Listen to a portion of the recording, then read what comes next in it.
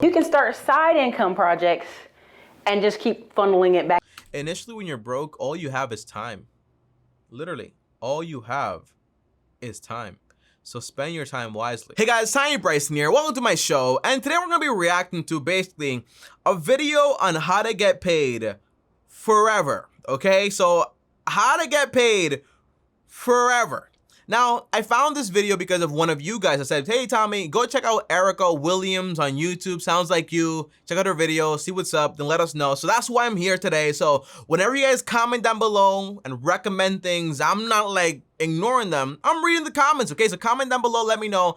I check the channels and then I go ahead and react to it and then steal your ideas, okay? So thank you. All right, so now without further ado, make sure to go ahead and basically like, subscribe, hit the bell so you're notified, and let's find out exactly how we can get paid forever. And is this a legit way? Is it a weird way? Is it a risky way? Let's find out together.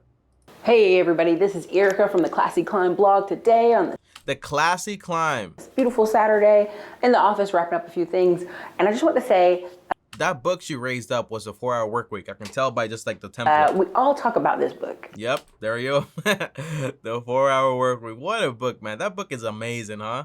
It has changed so much. That's a legit book, by the way. It's a legit book. Everyone loves this book, the 4-hour work week. I want to live that lifestyle, I want to travel, I want to do all these things. I think that lifestyle is different for everybody else. I don't think everybody wants to travel and do all this extra stuff. Me personally, I would like to have like mini retirements, like go somewhere for like a month, stay there and so on. I think that's cool. In order to do that, you got to do a lot of income shifting. What people always forget to talk about in this book is Tim Ferriss worked like 80-hour weeks and built a company.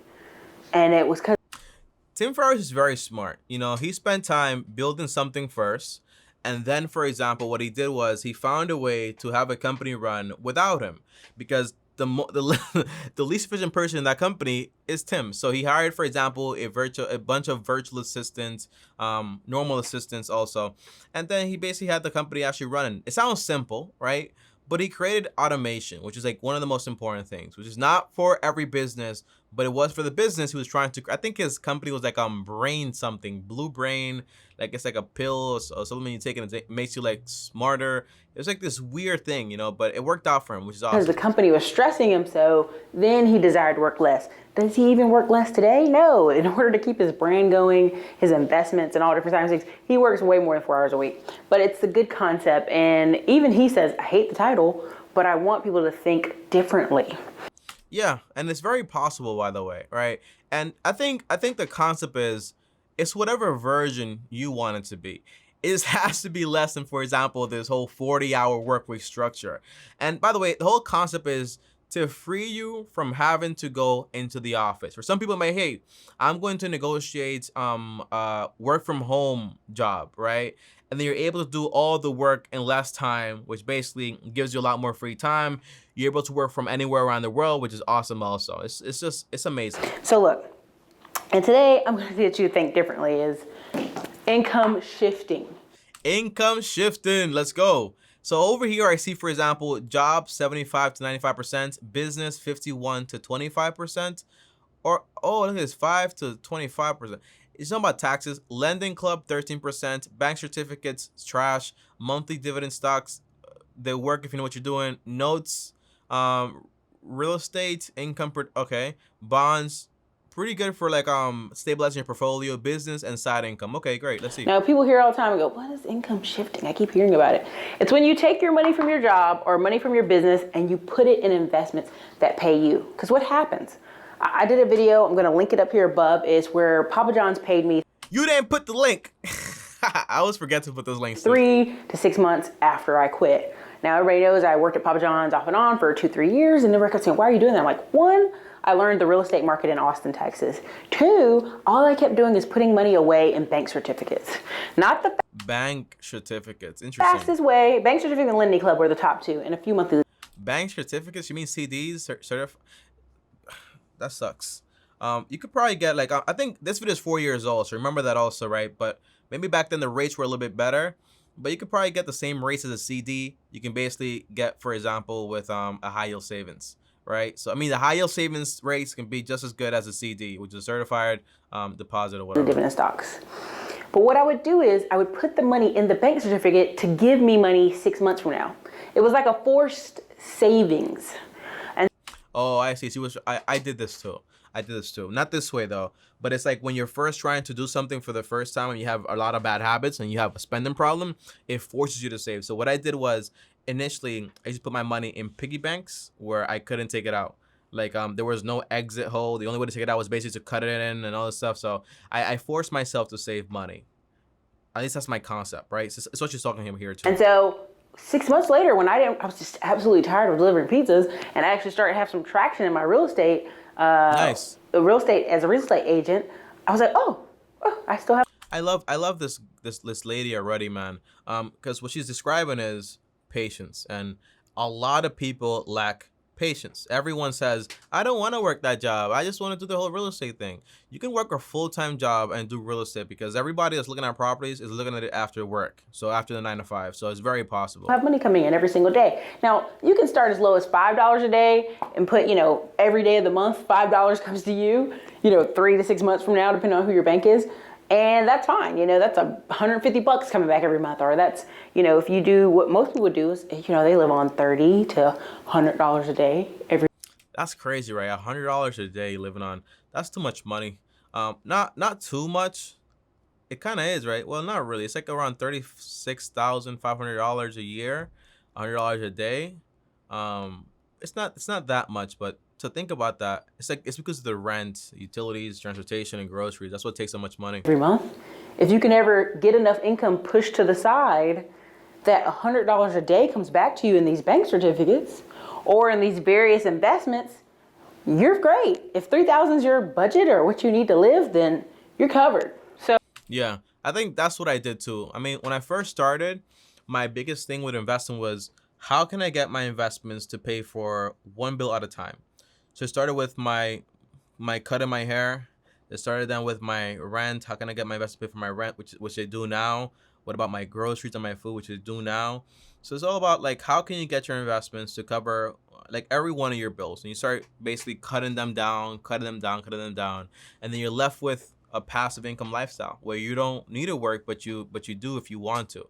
That's what I like the most, having the option. So the best part is most people, 75% to 95% of people are in this category. They're working a job. This is where their majority of their income comes from, and they need to figure out what they can do for it. 5 to 25% of people are in business, right? Yeah, and by the way, don't think that business is like this glamorous thing. A lot of business owners are just making, for example, like an average salary. A lot of them are barely surviving and so on. So don't think business and job is such a big difference thing, okay? It's not. So and I think the average millionaire didn't even get paid more than $100K per year. So think about that too. It's not about having this crazy job making you a bunch of money. That's not it either. Lending Club, the reason I put 13% here is that's what I got off my notes. I was doing kind of like so you guys could check it out. By the way, I did a video on Lending Club, and the whole concept is that you lend money to people with Lending Club. It's a good concept. One thing I'm not sure how it works though is the default rate, because you can't get defaults, by the way. It is very possible. And then what happens then? When you're choosing these things here and there. I mean, it's one way to invest your money, right? It's just not the way that I would prefer to do it. Put 10 notes in a separate category so you guys Yeah, and then you gotta diversify also. to see the returns, and I had 13% returns. This is awesome. And notes start 25. Anything above usually 8% to 7% is usually gonna be pretty good. By the way, so 13% is actually amazing. Bucks. So again, you're like, Erica, how much did you start at? $25, man. Imagine you had $1,000. You got 40 notes. 40 notes, okay? Bank certificates. Again, I called it for savings for the future. My bank, I'm lucky with many small credit unions. You could go anywhere from 3 months in the future to 5 years. It's crazy. For savings, it's good, but the one thing is, for example, that it sucks, because if something does happen, you have a problem. I think the best way that I just figured out to organize my money was just giving it like 6 accounts. So for example, you have emergency account. So for emergencies, you have the investment account to invest and make you more money. You have the debt account to pay off your debts, obviously. You have the expenses for necessary expenses. You have fun account, and then you have, for example, charity. Bank certificates are trash. I just wouldn't do them whatsoever. But if you do need to do them initially just to force yourself, maybe, but I wouldn't do it. If you have a really good system, like the one I'm giving you right now with the 6 accounts, you'll be pretty much good. You don't need to do this because the bank is going to make money. You're not going to make nothing. Monthly dividend stocks. I only stay in the range of 8% to 13%. Why? Because anything higher than that, I'm concerned it's a flash in the pan, it's a junk company, or, you know, I try to stay with energy companies, water companies, electric companies, oil companies. Interesting. That's not how you invest, you know? And I understand that, by the way, dividends is usually getting, for example, like a share of the profits from a company, blah, blah, blah, blah, blah. But the big thing is that whenever you're investing money into a company, the big problem is that you have to have accounting skills and you have to have finance skills. The accounting skill comes into play, for example, and not just accounting like taxes wise, but accounting to kind of like judge an investment and understand exactly where this company is right now and what the health of this company actually is. And making sure, for example, you're buying for a good price with also a safety of margin. So if you buy a company, let's say company X, and your research says, hey, this company's worth $10 per share, it's selling for $10 per share, you don't want to pay $10 per share, you want to pay $8. You can have, for example, a 20% safety of margin in case you were wrong or anything goes wrong, right? Because if you're buying dividend stock, you're overpaying for the stock crashes, you're gonna lose money, you know. So it doesn't matter if you're making 8% or 13%, right? It doesn't make sense, you know. This is not the game I play. I do index funds and ETFs. Notes, RE. Why'd I put RE? For real estate. Now it's gonna be, these are notes too, but I call these notes separate because you can go on websites and buy people's mortgages. I mean, you can go on Texas note sites. I have a ton of them on there. I've even... That's interesting. I might make a video on the main channel on that. I call these collateral loans. You know, I wasn't aware you had like websites to actually do these, and I'm pretty sure, for example, it's probably like group buys potentially, because one individual usually is not gonna be able to like lend somebody money, that much money, to actually cover a home mortgage and have the house as collateral. But notes for real estate, interesting. And collateral, right? So that's awesome. That's awesome. Let's hear more about it though. Even told clients, you can go on there and buy a $70,000 note, and someone's paying their $800 mortgage. Now they're paying your company. I mean, you could literally, if you had a lump sum of money, and you could literally go Erica's mortgage company or Erica's management company and buy notes online. And when people paid their mortgage that month, because they would get a bill, you know, they get a thing from Bank of America or whoever. Hey, we sold your mortgage. We sold your note, your mortgage note, to Erica's management. Oh, I see. I see. Wow, that's pretty awesome, you know. Yeah, because a lot of the notes, a lot of the mortgages aren't held, for example, in-house. Meaning, for example, you have like BOA or Chase, like they're not usually always gonna hold your notes. They might sell it off to somebody else. That's interesting. I don't know how to get into that game. That's something that I need to learn how to get into though. Now you pay Erica's management. Every month you're making checks out to Erica's management here. So $850, I gave him $70,000. You know, $850 comes back every month. That's a pretty good deal. $850 for the next 30 years. Not really that great. I mean, this example might be great, but I remember, right, more it's a volume game, right? It's a volume game, and it's also like a collateral game. That's why it's so important, because you're hoping, for example, if this person, and by the way, right, these are collateral loans, meaning, for example, there's something to back it up, meaning you're willing also to take a lower rate. Mortgage rates right now are like 3%. I mean, that's barely keeping up with inflation. So you won't really be making any money. I mean, the whole goal is, in this case, to have that person default, and then you kind of get a property for maybe like a 10-20% discount. And then that's where the money comes into play. They can basically rent it out and so on and so on. This is a very interesting topic. I like it. I like it, Erica. Depending if I was a retiree or something like that. Now, if they don't pay, I get a house. Yeah. Is that always great? No, because a lot of times people buy notes all over the country and really aren't interested in that. Okay. So again, easy way, you know, some notes are all the way down to like $5,000 left on a mortgage to like, you know, $100,000 mortgages plus. That's crazy, huh? That's crazy. That is crazy. But again, don't be stupid, right? Don't think that somebody can buy a note for $5,000 on a home that's like $200,000 and you're gonna get it. No, that person's gonna figure out a way to get that 5K, whether it's refinancing or doing whatever it takes. Right, but what the key here is monthly payments. You want monthly money coming to you. You want monthly profits. There's a difference, right? You want monthly profits, interest payments. That's the most important thing. And you know, the thing is, you can get your payments back, but if you're getting back your money and then you're using it, you're not doing anything, right? That's the whole thing. You want profits. This actually happened to my It's a good idea, by mom, the way. and then actually, I was like, who sold the last 40 grand of your mortgage? I'm going to go find them out. And it was just a small company, somebody with a few extra bucks, okay? Real estate, That's awesome. income producing. This is your fastest way. And a lot of times when people say they're It's one of the most riskiest ways.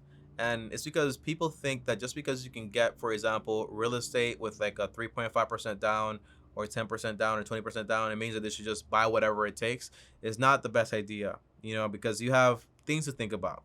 If you're buying real estate and you can't afford emergencies to actually happen to the property or something goes wrong, you're gonna have a problem. You know, I had a conversation with somebody that has around like $700,000 of real estate debt and makes around $2,000 per month in profit. I mean, that's $24,000 a year. Think about it. And they have $700K in debt. And let's say, for example, they have a few vacancies or an air unit goes down or the roof's like messed up or whatever crazy thing happens, you got a problem, right? You got to be careful with this game. This game, there is no game in finance that is risk-free.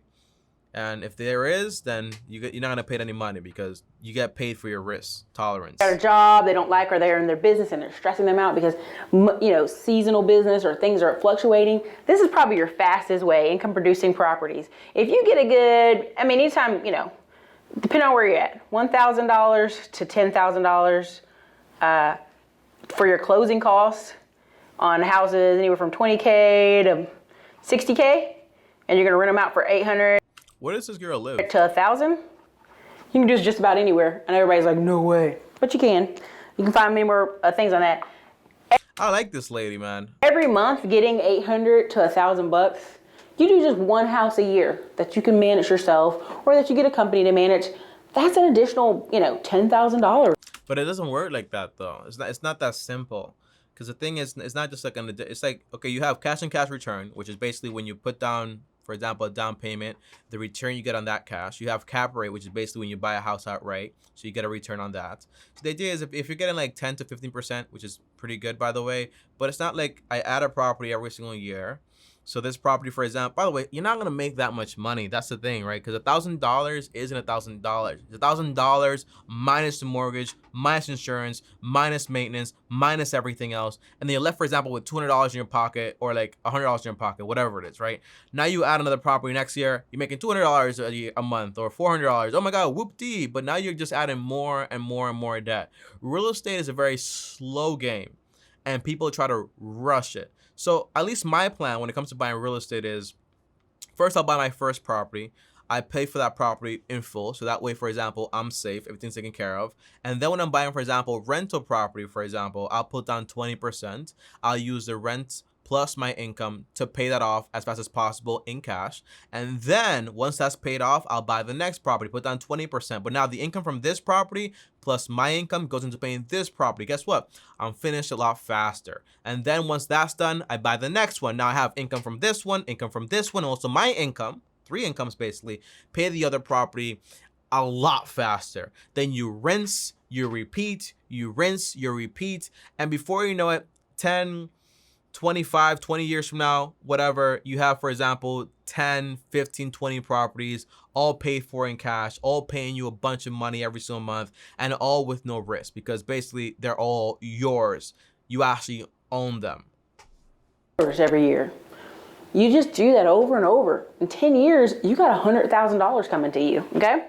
Bonds, you know, business, let's say you're working your job and you're wanting like, I got to get out of here. So don't quit your I hate bonds. I mean, bonds are great. I have them, by the way. I own a lot of them, but they're not the best returns. You know, you have bonds to basically average out your losses. So meaning, for example, bonds tend to do opposite than what the stocks normally do. So usually when stocks are going down, bonds kind of like stay the same, or sometimes they even go up. So that's the idea. It's kind of like a balance to your portfolio. So I own 20% bonds of my portfolio, and whenever the stock market crashes, for example, my stocks take a hit, obviously, but my bonds stay basically the same. So it kind of averages everything out. Your job immediately, invest in your business. Like for real estate or just about any business, you're going to have startup costs. You have $200, $300, $500 startup costs. Yeah. Start there, take some money out of here and put it in the business. Side income, another thing. You know, if you're going to do... Yo, I like Erica, man. She's very smart. Very honest. I can tell she's kind of honest. I can't tell she's honest in all her videos because I haven't watched all her videos, but in this video, It's pretty good. I like it. Uber, Lyft, Airbnb, all these different things. Do whatever job it takes, bro. You can start side income projects and just keep funneling it back Initially, when you're broke, all you have is time. Literally, all you have is time. So spend your time wisely. into the circle. The key to all these is that these things will give me money. If something happens to me and I can't work, I'm looking for anywhere from $3,000 to $5,000 coming into my pocket. Now, many people say, Erica, it's going to take me so many years to get there. It may, but it's better for you to start. But time is going to pass either way. It's such a stupid idea, man. It's so stupid. Stop saying this whole thing, but it's going to take so long. Well, is time not going to pass anyways? You know what I'm saying? So, like, spend your time doing the correct things. So when you do get older, because you will get older, you have something to show for it. Start now and start getting that traction than to quit, right? So, hey, I know people who take $500 a month out of their job income and put it to savings. That's good. Five Not to savings though. It should be towards the right steps, and that's why I'm building that course. $100 a month. A lot of people can't do that. The average American can't even pull out $500 for an emergency. That's fact. So, 76. That's crazy, right? The richest country in the world, and the average American doesn't even have $1,000. How stupid is that? It's crazy. It's crazy. Percent of Americans. That tells you, man, it doesn't matter how much money you have as a country, as whatever it is. If you don't have the right knowledge and information, it doesn't matter. Paycheck to paycheck. This is why it's important for you to have. And you say, Tommy, people don't make enough money. Well, don't say that, because it's not true, for example. Because if you ask a bunch of people, like a whole lineup of people that live paycheck to paycheck, you will hear about different incomes. You hear the lawyer living paycheck to paycheck, the doctor paycheck to paycheck. You hear the person at the grocery store living paycheck to paycheck. So it's not about how much you make. It's about your system. If your system sucks, it doesn't matter how much money you make. Have income shifting. Put that money to use. Rich Dad Poor Dad talks about this all the time. Talks about Rich Dad Poor Dad is trash. It's a really good concept to teach you assets and liabilities and teach you about money and all this stuff. But the idea of, for example, just like buy whatever assets you can on debt is not smart. Be careful with this game, man. Remember, if you guys read that book, he's like, it doesn't matter if you make $25. You can buy more and more of those. You just buying a bunch of debt. And I think Robert Kiyosaki actually went bankrupt like twice, if I'm not mistaken. Allegedly. Don't want to get sued either. that all the time. Again, he says, here's your job, your pay and your expenses. He does this all the time. He's like, what are you putting your money to? Put it to assets here. This is the assets box. If you know anything about Rich Dad Poor Dad, you know what I'm talking about. And let the assets pay your expenses. And just keep doing it over and over. That's great. And I love this idea. But the crazy leverage you use is the problem. So same thing that I told you, right? When I'm buying these assets, for example, my index funds, my ETFs, those are assets, by the way, they pay me income. That income can then basically cover my expenses. But I'm not, for example, using crazy leverage, and then if that shuts down, then everything shuts down. That's the problem. You want to be careful with that. Over again until you have this buku of money coming in every month. And by the way, when you're trying to build up this passive income, it fluctuates. So by that point, maybe you want to have at least 12 months worth of emergencies. Because if you have, for example, like a crazy downturn in the market, you want to give yourself some time to breathe in case anything goes wrong. If you get to the point where you have 10 houses and you're making $100,000 a year, no matter what your job is, you still have these. 10 houses won't pay you $100,000 a year. That's the problem. There's gross and then there's net, right? I mean, if it's, for example, like net, cap rate, you own the properties, full cash, that's fine, it's possible. Because 10 houses, let's say you get paid $1,000 per home, that's $12,000 a year. 12 times 10 is $120,000, right? But for example, if what you have, listen to me clearly here, right? If you have 10 homes, bunch of debts, paying you each of them like $200 per month, well, $200 times 12, I think is like like $1,400 a year. Multiplied by 10 is around $14,400, if I'm not mistaken. That's what you'll actually be making. And you also have a bunch of debt. These houses continue to pay. If you fall, you break your knee, a car accident, your wife gets pregnant, you have this side income. And it's very simple. If you start young, you start early. The earlier you start, the better it is. I have many friends who bought their first house right out of college, then they're on their fourth or fifth house. And they just, because people move. People stay in apartments. Take it step by step. Sometimes 5-8 years. Some people move every single year. Imagine if you bought a house every single year. Some people are putting $1,000 to $2,000 down on an apartment, saying they could buy a small house. It's just the truth. So income shifting, it's important. You want to live like 4-hour work week? That's your start. Everybody, this is Erica, Classy Climb Blog. Have a great day. All right, guys. So that right there was Erica. What a trip that was, huh, man? I had a lot of fun watching this video. I'm gonna go ahead. Let me just put this in full screen. I'm gonna go ahead and give Erica a like and a comment. You know, I rarely do this. Great job. Great job. See, great job. There you go. It's a good video. It's a good video. It's just some things need to be kind of like cleaned up and broken down the correct way. You know, that's all I have to say there. However, though, overall, does it work? The answer is yes. You know, does it make sense? The answer is yes. Using crazy leverage is risky. Be careful with that game, though. Okay. I'll see you guys tomorrow. Thanks for watching. If you guys have any videos you want me to watch together with you guys, well, comment down below so I can steal your ideas. As always, guys, like, subscribe, hit the bell so you're notified. On top of that, also, if you want to call me, join me. The link is down below to actually call me for free. On top of that, if you guys want to DM me on Instagram, DM me right here on Instagram, Tiny Bryson. Also, right here is another video, and click my face right here. And I'll see you guys tomorrow. Peace. Or the next day.